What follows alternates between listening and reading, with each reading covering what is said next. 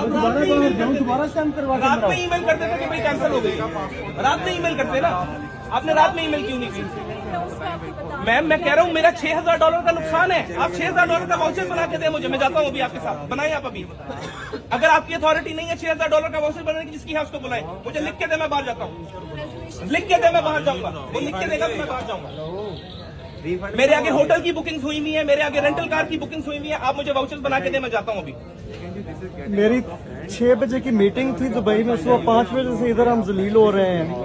उसके बाद मेरी अगली फ्लाइट है एम्स्टर्डम की। अब इसका सोल्यूशन तो देना कुछ। आपको अंदाजा नहीं है यहाँ पे कितना जरूरी काम है, और वो वर्थ क्या है उनकी वर्थ रुपयों में तो है ही नहीं। अगर हम फिर भी प्रमोट कर रहे हैं अपनी पब्लिक एयरलाइन को, डज नॉट मीन आप इसको क्यों नहीं बेच देते?